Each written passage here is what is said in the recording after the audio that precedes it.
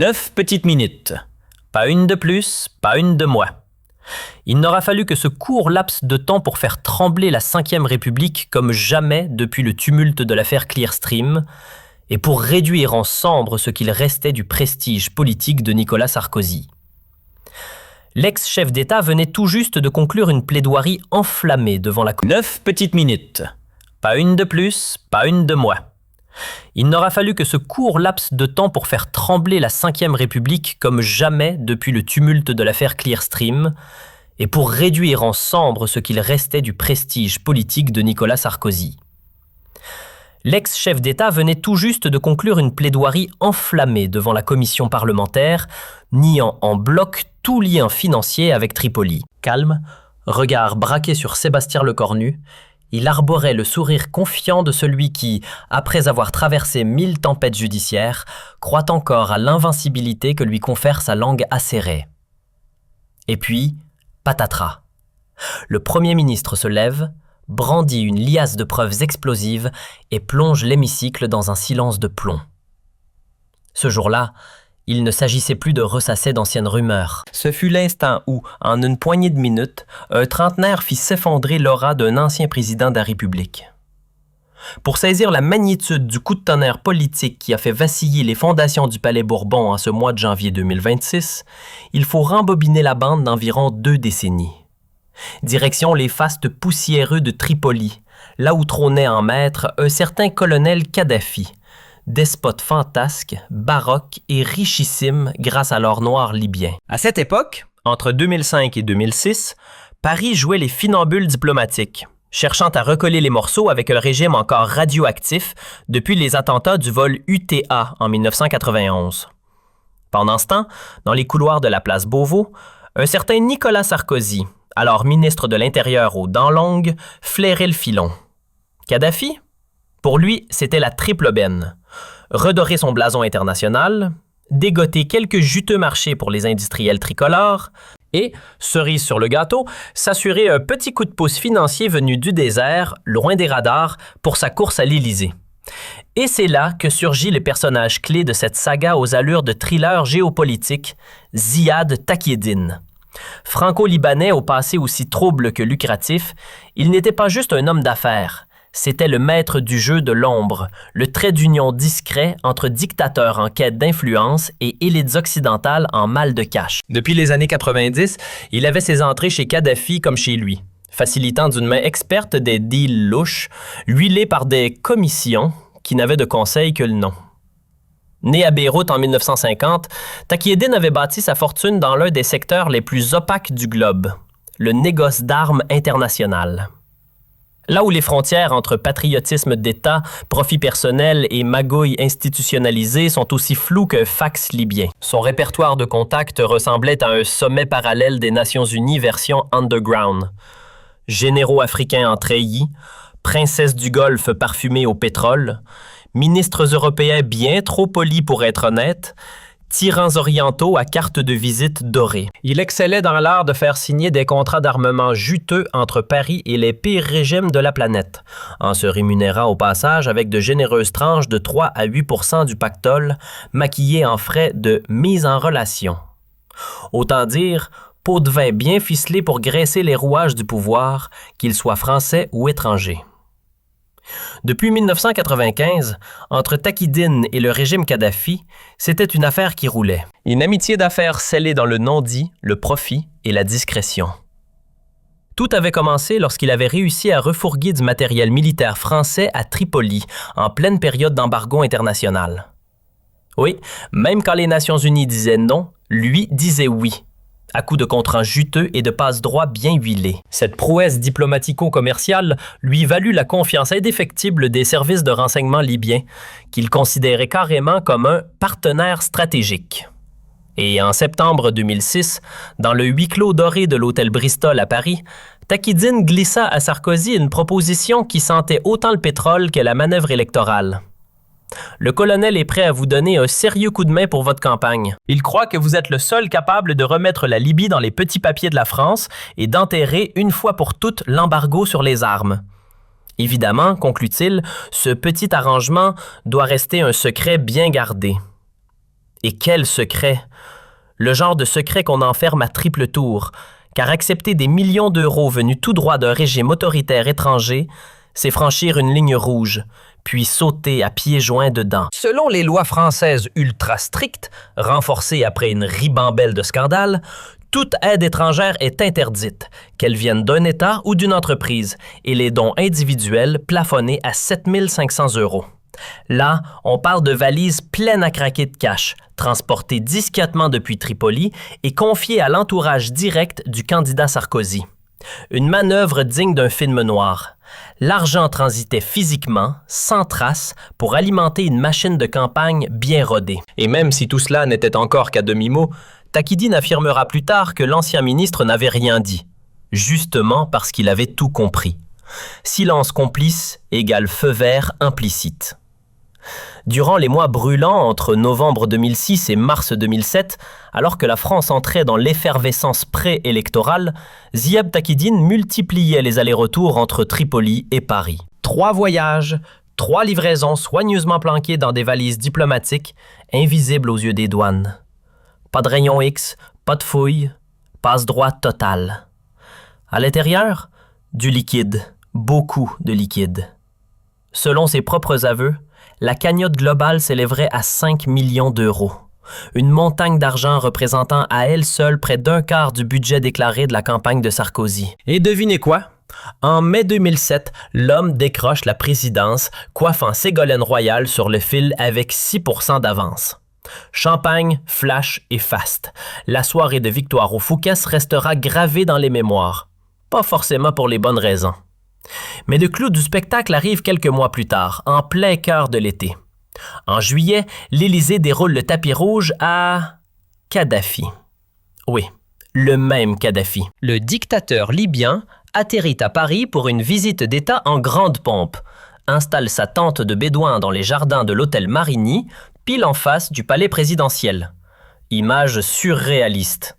Le tollé médiatique est immédiat. Officiellement, il s'agit d'un nouveau départ dans les relations franco-libyennes. Officieusement, on vient de solder une dette. La facture du soutien off the record est réglée. À la clé, contrat juteux à hauteur de plusieurs milliards d'euros. Airbus, énergie nucléaire civile, pétrole pour Total, tout y passe. Quand la diplomatie se transforme en retour d'investissement, ça donne une visite comme celle-là. Pendant 4 années entières, la France et la Libye de Kadhafi ont filé le parfait amour diplomatique. Version pétrole, contrat et sourire de façade. Le pacte était scellé. Paris gagnait des milliards, Tripoli obtenait respectabilité et le secret. Car derrière les poignées de main officielles, un tabou colossal restait enterré. L'origine libyenne d'une partie du carburant électoral de Sarkozy. Très peu savaient et cela gardait le silence. Pendant ce temps, le chef de l'État menait sa rupture tambour battant sans le moindre nuage à l'horizon judiciaire. Mais en 2011, la façade s'écroule. Le printemps arabe souffle sur la Libye et la rue se soulève contre le vieux colonel. Changement de décor radical. La France, jadis alliée de Kadhafi, se transforme en chef d'orchestre de l'intervention militaire. Les rafales françaises décollent, les bombes tombent, le régime vacille. Et en octobre, Kadhafi est tué dans des circonstances chaotiques. Dès lors, une question glaçante traverse les couloirs feutrés des chancelleries. Cette guerre était-elle une croisade pour la démocratie? Ou un coup d'éponge géopolitique pour effacer le nom de celui qui savait tout? Car oui, l'homme à abattre, c'était peut-être aussi le coffre-fort vivant des secrets d'un président français. L'année suivante, les fissures apparaissent. En 2012, après la défaite de Sarkozy face à Hollande, le site Mediapart balance une bombe. Une note des services secrets libyens datant de 2006, évoquant noir sur blanc un financement de campagne de 50 millions d'euros. Un montant faramineux, sûrement gonflé à l'ego par la propagande du régime, mais le fond est là. L'argent libyen a bien circulé. Puis, en 2013, l'un des acteurs principaux entre en scène, Ziad Takieddine. Acculé par plusieurs enquêtes sur ses affaires douteuses dans le commerce d'armes, il décide de parler. Pour sauver sa peau, il balance tout. Oui, il a convoyé 5 millions d'euros en cash de Tripoli à Paris. Et oui, c'était bien pour les amis très proches du candidat Sarkozy. Quand Takieddine se met à table, c'est le genre de confession qu'on prend d'abord avec des pincettes. Le public, déjà vacciné contre les baratineurs à la petite semaine, se montre prudent. Mais malgré ce climat de méfiance ambiante, la justice, elle, n'hésite pas longtemps. Très vite, une information judiciaire officielle est ouverte, et pas pour des broutilles. Soupçons de corruption passive, financement électoral illicite par une puissance étrangère, détournement de fonds publics venus d'ailleurs, et blanchiment en bande organisée. Rien que ça. Aux commandes de cette enquête titanesque, le juge Serge Tourneux, vieux routier des affaires crapuleuses à l'international depuis l'époque de l'affaire Elf. Il ne fait pas les choses à moitié. En 7 ans, il entend 100 témoins, fait analyser par moins de 23 000 pièces saisies aux 4 coins du globe, lance des commissions rogatoires dans une douzaine de pays et tente, comme à la recherche d'une aiguille dans un coffre-fort fondu, de retracer le chemin du cash libyen dans les dédales opaques de la finance française. Mais ce n'était que l'échauffement. Entre 2014 et 2025, ce qui devait être une instruction devient un labyrinthe procédural à la Kafka. Sarkozy, épaulé par son fidèle avocat Thierry Herzog, ténor du barreau, ex-bâtonnier et stratège redoutable, riposte avec une défense au cordeau, calibrée pour durer. Premier volet de leur riposte, flinguer la crédibilité de Takieddine. On le repeint en fabulateur en série, menteur notoire et roi de la manipulation, prêt à inventer n'importe quoi pour éviter la tôle. Les avocats dégainent des dizaines de témoignages d'anciens associés, décrivant un homme au double discours permanent. Ensuite, ils s'attaquent aux preuves. Documents libyens, intox montés de toutes pièces par la propagande de Kadhafi.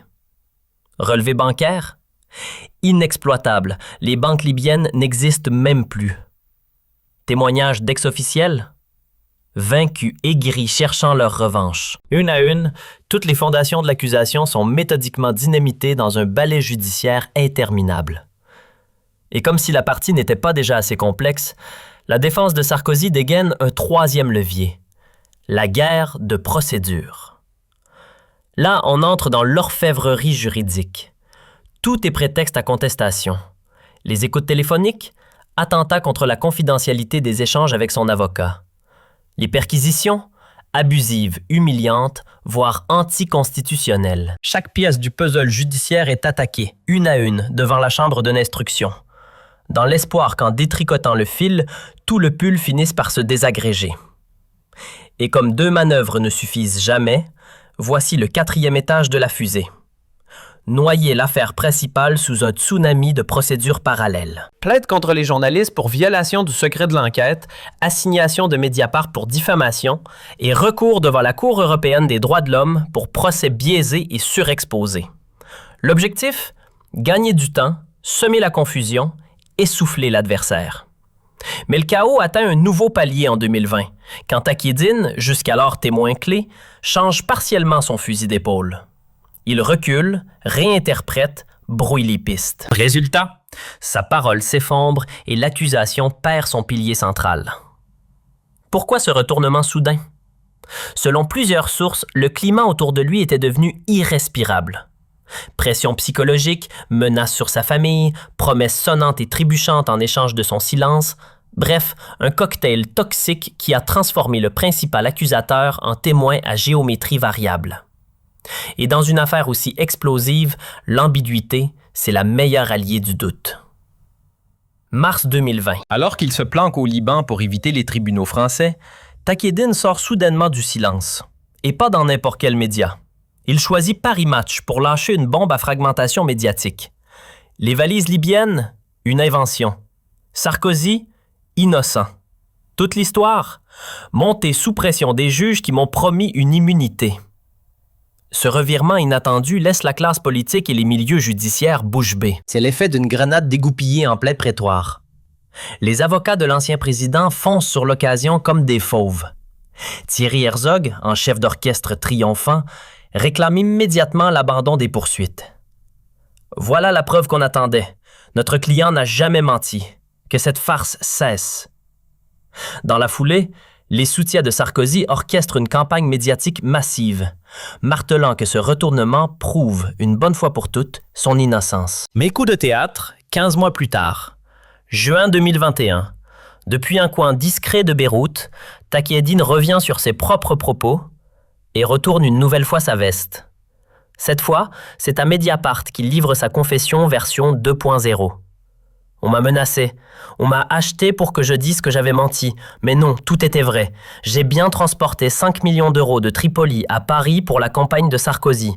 Et je suis prêt à le redire, devant un juge. Et là, tout le château de cartes retombe dans un chaos indescriptible. Parmi les témoins fantômes de cette affaire tentaculaire, il y en a un dont le nom revient comme un refrain. Abdallah Senoussi. Bras droit de Kadhafi, chef des renseignements libyens et beau-frère du dictateur, histoire de boucler la boucle. C'est lui qui gérait, à l'ombre, les financements clandestins vers l'étranger. Un homme clé au cœur du système. Sauf qu'en 2012, capturé en Mauritanie, extradé en Libye, jugé à huis clos et condamné à mort, le tout dans un flou kafkaïen, il disparaît aussitôt dans la nature. Officiellement libéré, sans explication. Lorsque la justice française tente de l'approcher, il oppose une fin de non-recevoir. Motif? Il craint des représailles contre ses proches restés au pays. Rideau. Autre pion majeur de cette partie d'échec judiciaire, Bachir Saleh. Ancien directeur de cabinet de Kadhafi, grand argentier officieux des fonds libyens.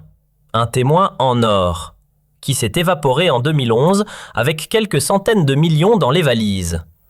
Aujourd'hui, il coule des jours tranquilles dans un État du Golfe qui ferme soigneusement la porte à toute collaboration judiciaire.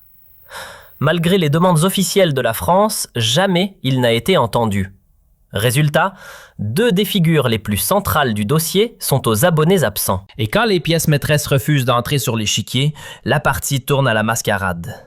La pièce manquante du puzzle, celle qui aurait pu tout faire basculer, les fameuses preuves bancaires libyennes, a été pulvérisée sous les bombes en 2011 ou ensevelie dans le chaos total des institutions financières en ruine. Quelques fragments ont bien été exhumés, mais entre les pages déchirées, les chiffres effacés et les signatures à moitié visibles, rien de réellement exploitable. Et comme on pouvait s'y attendre, la défense de Sarkozy n'a pas hésité à hurler à la falsification à chaque fois qu'un document bancal pointait le bout de son nez. Puis arrive décembre 2025. Après 13 années d'enquête dignes d'un feuilleton interminable, procès ajourné, procédure à tiroir, fuite dans la presse à n'en plus finir. Et là, coup de théâtre juridique. La Chambre de l'instruction de la Cour d'appel de Paris rend un non-lieu partiel. Motif? Charge insuffisante. Oui, les juges admettent que les indices sont lourds, concordants et sentent fort l'argent sale, mais pas assez solide, pas assez net, pas assez pénalement irréfutable pour coller à la rigueur du droit français. Autrement dit, ce n'est pas qu'il est innocent, c'est juste qu'on n'a pas réussi à le coincer juridiquement.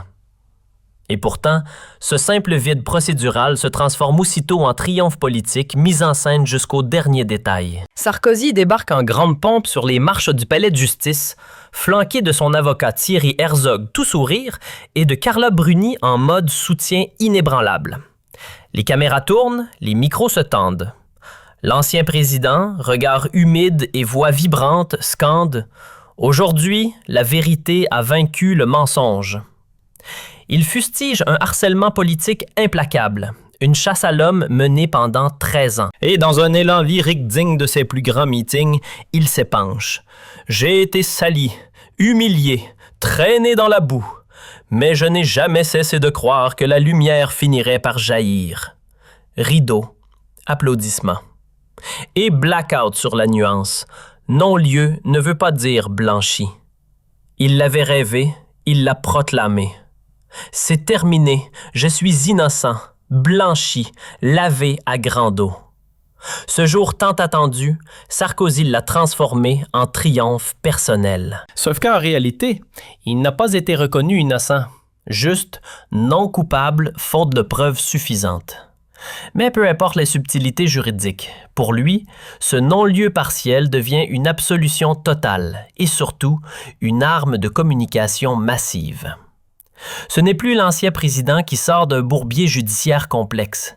C'est désormais le martyr réhabilité, le héros calomnié pendant 13 ans qui revient prendre sa revanche. Et il ne perd pas une seconde. En janvier 2026, il envahit les plateaux, sort un livre à la couverture rouge sang intitulé « La vérité sur l'affaire libyenne, 13 ans de persécution politique », best-seller instantané. Un vrai coup éditorial, savamment boosté par ses réseaux d'influence qui maîtrisent l'art de la victimisation rentable. Il déroule alors son opération reconquête médiatique avec la précision d'une campagne présidentielle. Interview fleuve avec Jean-Pierre Elkabbach sur CNews, plateau grand public avec Gilles Boulot sur TF1, confession sur 12 pages dans le Figaro Magazine et débat de fond avec Laurent Ruquier sur France 2. À chaque apparition, le refrain est identique. J'ai été la cible d'un complot politico-médiatique fomenté par la gauche. En clair, un innocent traqué, piégé, déchiré, mais qui se relève, plus fort. Derrière ce storytelling millimétré se cache un objectif stratégique limpide. Reconquérir le récit national avant les législatives de 2027, où les républicains caressent l'idée de revenir aux affaires. Officiellement, Sarkozy n'est plus sur la scène. Officieusement, il reste le parrain de la droite, capable de bénir ou d'ensevelir des carrières. Sauf que, dans l'ombre, un piège se referme. Car ce que l'ex-président ignore, c'est que Sébastien Lecornu et son équipe détiennent désormais des preuves explosives, irréfutables, bétonnées. Des pièces que la justice classique n'a jamais pu obtenir, malgré 13 années d'acharnement judiciaire. Et quand elles sortiront, ce sera un choc d'État. Imaginez un thriller d'espionnage, sauf que cette fois, tout est vrai. Ce n'est pas du cinéma. Des documents top secrets, classés confidentiels défense, extirpés lors d'opérations secrètes menées par les services de renseignement français en plein chaos libyen. Ajoutez à cela des témoignages clés d'anciens dignitaires du régime, discrètement exfiltrés vers la France et placés sous haute protection. Mais surtout, le clou du dossier, des enregistrements explosifs audio et vidéo déterrés tout droit des entrailles du système de surveillance paranoïaque du clan Kadhafi. Des preuves accablantes, trop sensibles pour être introduites dans une procédure judiciaire classique. Pourquoi? Parce qu'elles ont été arrachées à l'ombre, là où la légalité n'a pas toujours voix au chapitre. Pendant que la Libye s'effondrait, tiraillée entre 3 gouvernements rivaux, la DGSE, le service d'espionnage extérieur français, lançait une série de missions sous couverture pour récupérer les secrets les plus compromettants de l'ère Kadhafi. L'objectif? Mettre la main dessus avant qu'il ne soit récupéré par des puissances étrangères comme la Russie, la Turquie ou pire encore, des groupes djihadistes.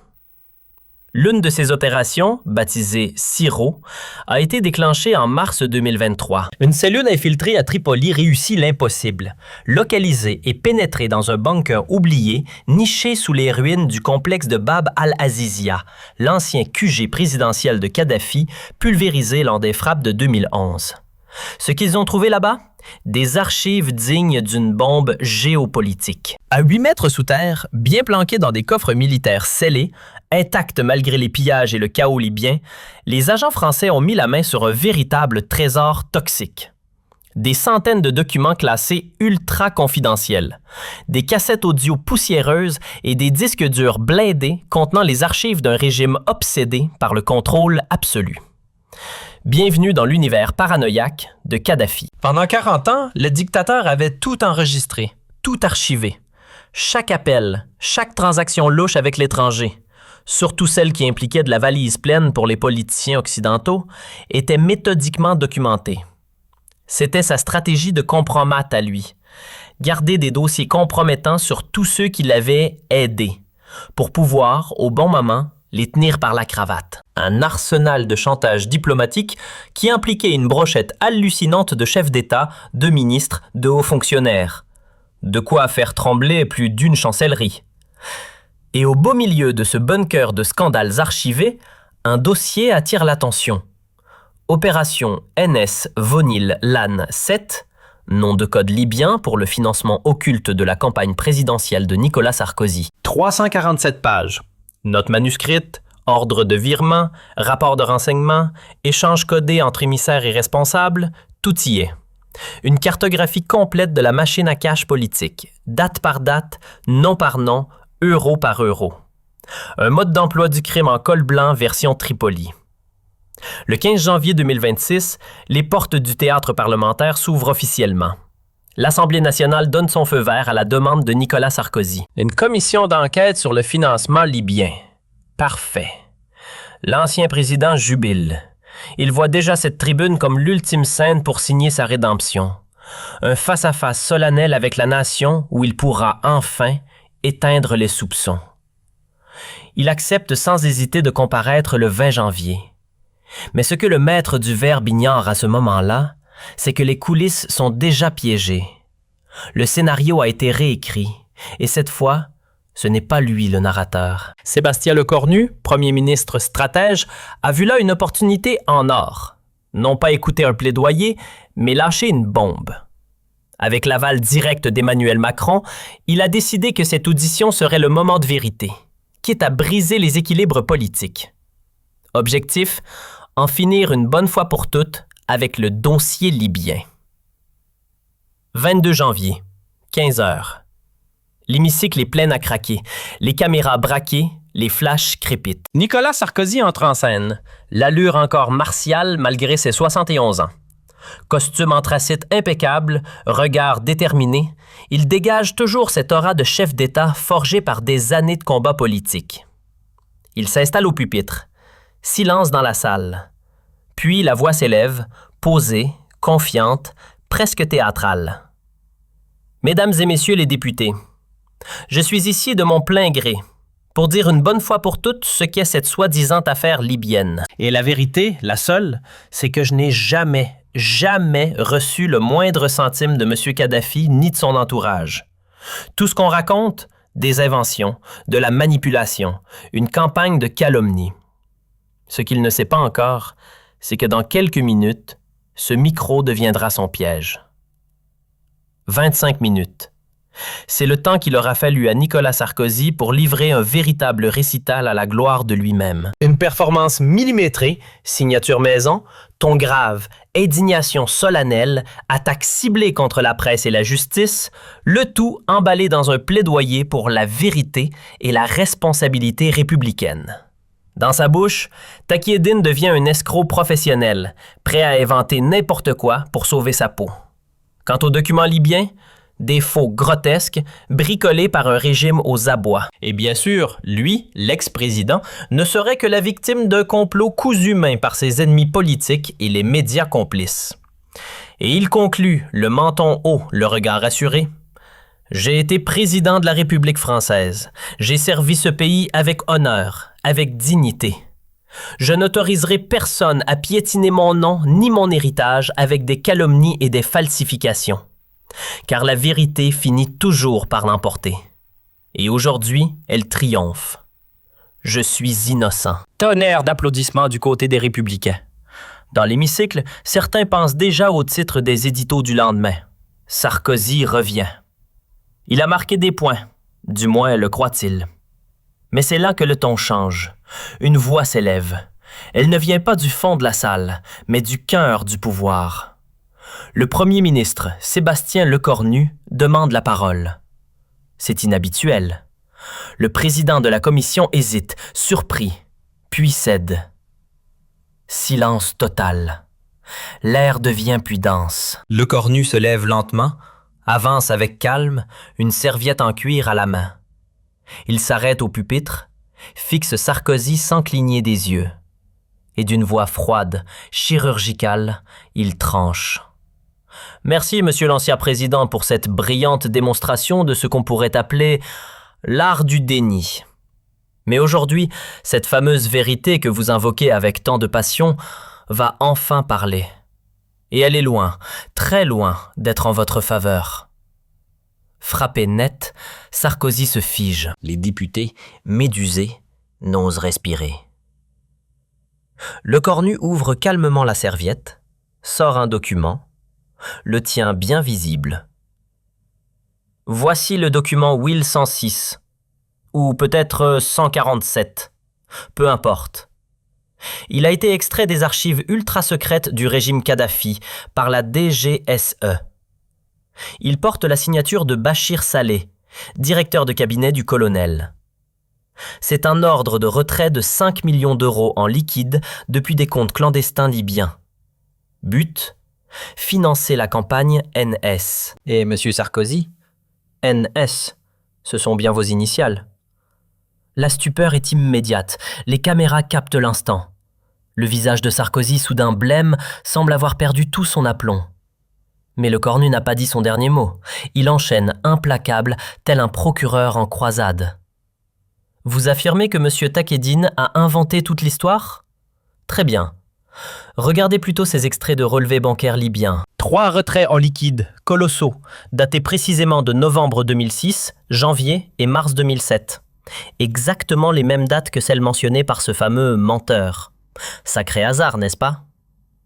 Sarkozy tente de reprendre le micro, visiblement nerveux. « Monsieur le Premier ministre, je crois qu'il faut remettre en contexte ces documents. » Mais le cornu le coupe, net comme une gifle. « Non, monsieur Sarkozy, cette fois vous vous taisez. C'est mon tour, vous allez écouter. » Et il poursuit le ton plus dur, les mots comme des balles.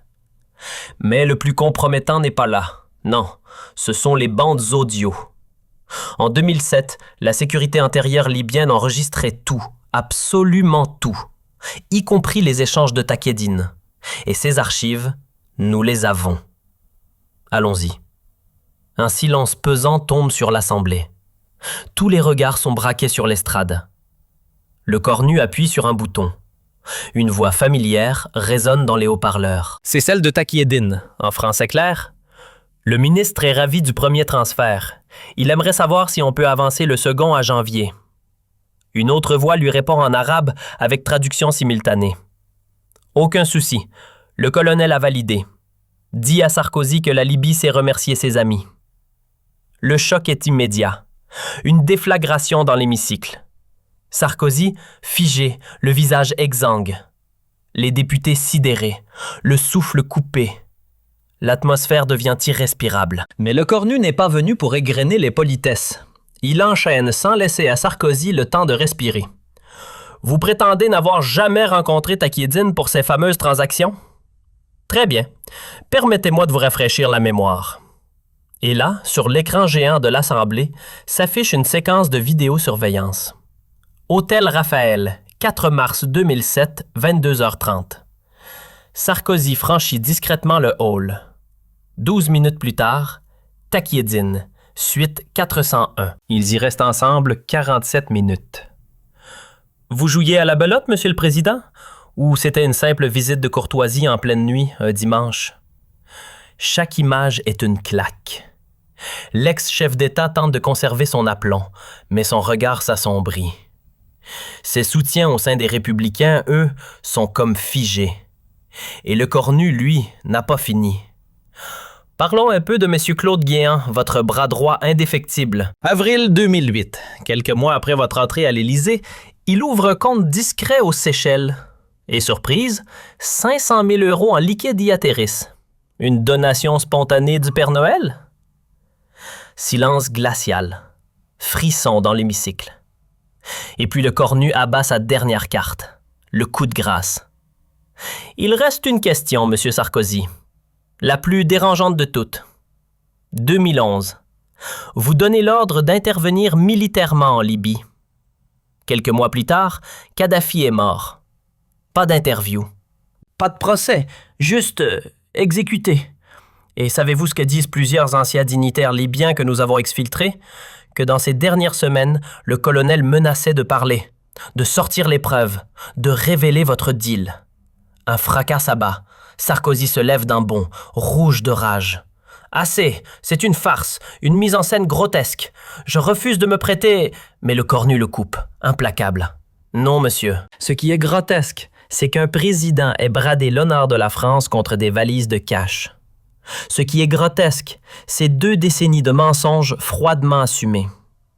Et ce qui est insupportable, c'est que vous soyez ici à nous regarder droit dans les yeux, en pensant qu'on va continuer à gober vos histoires. Et puis survient cette phrase, Celle qui résonnera dans les manuels d'histoire comme un gong final.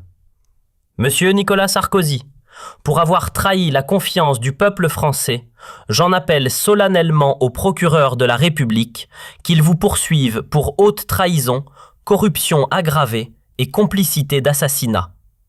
Votre ancien statut présidentiel ne vous protégera plus désormais. La vérité s'est imposée, mais ce n'est pas la vôtre. Le choc est instantané.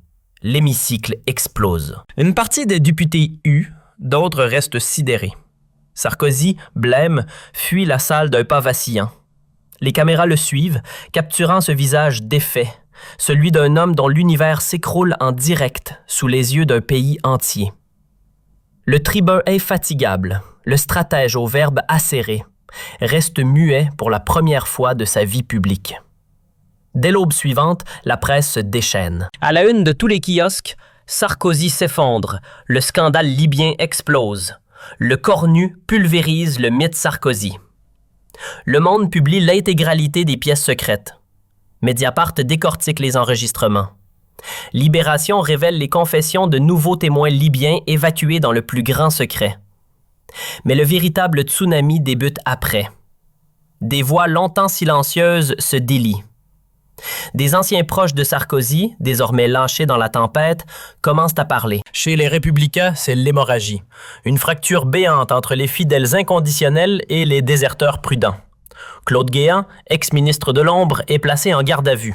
Thierry Herzog, avocat historique de Sarkozy, se retrouve sous la menace d'une mise en examen pour entrave à la justice. 3 mois après l'audition qui a tout fait basculer, le verdict politique et judiciaire est sans appel. Une instruction formelle pour haute trahison est ouverte, la plus grave jamais engagée contre un ancien président sous la Ve République. Sarkozy est désormais cloué au sol. Passeport confisqué, interdiction de quitter le territoire et pointage obligatoire chaque semaine. Le fauve politique est devenu justiciable comme un autre. Et cette fois, aucune conférence de presse ne pourra le sauver. Mais au-delà des accusations, des preuves, des micros et des valises, c'est une chose bien plus lourde encore qui s'est effondrée ce jour-là. L'héritage de Nicolas Sarkozy.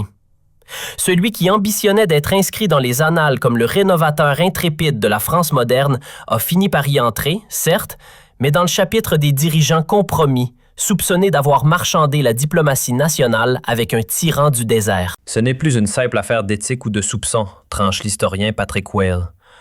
Ce que le cornu a révélé devant la nation, c'est l'une des formes les plus systémiques de corruption qu'ait connue notre République. Durant 2 décennies, Sarkozy avait réussi l'exploit de déjouer les mailles de la justice, échappant à toutes les tempêtes judiciaires. Il aura fallu le courage frontal d'un premier ministre pour dire à haute voix ce que tant pensaient tout bas, que l'impensable avait eu lieu. Et ce premier ministre, Sébastien Lecornu, est devenu du jour au lendemain une figure tutélaire pour tous ceux qui attendaient que justice et vérité reprennent leurs droits. Son discours historique du 22 janvier 2026 est désormais disséqué dans les amphithéâtres des universités de droit comme une leçon de clarté factuelle et de bravoure politique. L'histoire retiendra qu'en ce jour